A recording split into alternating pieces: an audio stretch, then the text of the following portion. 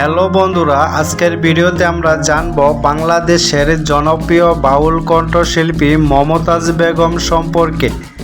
মমতাজ বেগম সম্ভবত বাংলাদেশের একমাত্র শিল্পী যিনি রিক্সা গ্যারেজ থেকে সচিবালয় সবখানে পৌঁছাতে পেরেছেন গান নিয়ে। এই বাংলাদেশে এমন ঘর খুব কম আছে যেখানে টিভিতে মমতাজের গান শুরু হলে চ্যানেল পরিবর্তন হয়। মমতাজকে সাম্প্রতিক সময়ে ভারতের একটি বিশ্ববিদ্যালয় সম্মানসূচক পিএইচডি দিয়েছে। তারপর থেকে ফেসবুকে ট্রল শুরু হয়েছে মমতাজকে নিয়ে। সন্দেহ নেই জাতীয় বিশ্ববিদ্যালয়টি আসলে নামহীন, গোত্রহীন, কিন্তু মমতাজ যে সম্মানসূচক ডক্টরেট রিজার্ভ করেন সে বিষয়েও সন্দেহ থাকা উচিত নয়। ফেসবুকে অনেকে মমতাজের শিক্ষাগত যোগ্যতা নিয়ে ট্রল করেছেন। এও সত্য যে মমতাজের প্রথাগত শিক্ষার কোনো ডিগ্রি নেই। তবে সেই সাথে মনে রাখতে হবে মমতাজ শৈশবে তার বাবা মধু বয়াতির কাছে গান শিখেছেন। পরবর্তীতে গান শিখেছেন লোকসঙ্গীতের দুই কিংবদন্তি মাতাল রাজ্জাক দেওয়ান ও আব্দুর রশিদ বয়াতির কাছে। বাঙালি বলে যায় জ্ঞানের কোনো ডিগ্রি হয় না, জ্ঞান সীমাহীন। ডিগ্রি হয় প্রথাগত বিদ্যা শিক্ষার, যেটা চাকরির প্রয়োজনে কাজে লাগে। এন্ট্রান্স পাস শরৎচন্দ্রকে ঢাকা বিশ্ববিদ্যালয় ডিলিট উপাধি দিয়েছে গত শতকের 36 সালে।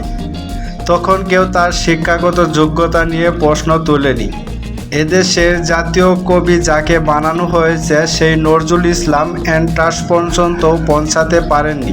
এদেশে হাজার হাজার মাস্টার্স পাস লোক আছে যারা একটি কবিতা বা গান বলতে পারবেন না।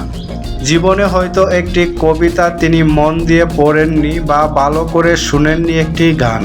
রাজনীতিতে মমতাজের সক্রিয় হওয়া নিঃসন্দেহে বাংলা গানের জন্য অপূরণীয় ক্ষতি। রাজনীতির ময়দানে উনি না গেলে হয়তো আমাদের লোকগান আরও অনেক কিছু পেত তার কাছ থেকে।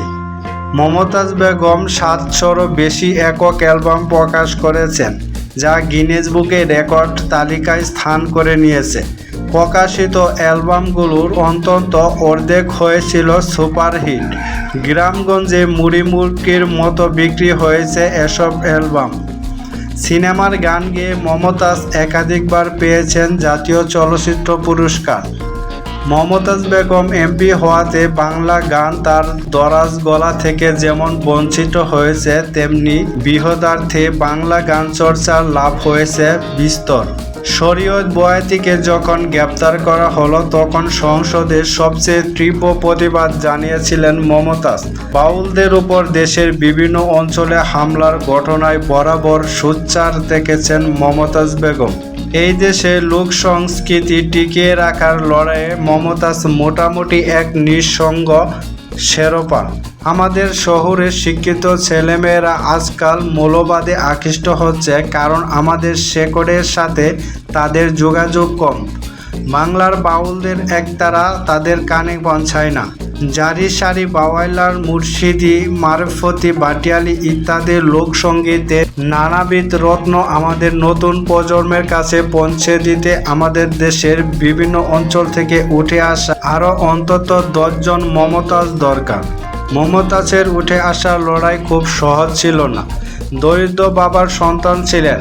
এদেশের কপট এলিট শ্রেণী নানান সময়ে তাকে অপমান অপদস্থ করেছে।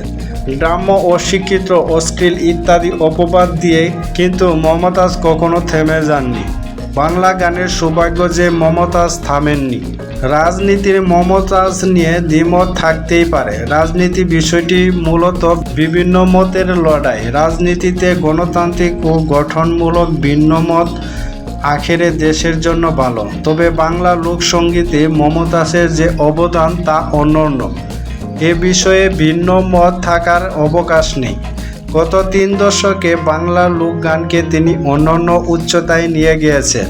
বাঙালির একটি প্রবণতা আছে গুণী লোকদের যথাযথ সম্মান না করার। সম্ভবত এই কারণেই এদেশে গুণী লোকের সংখ্যা কম।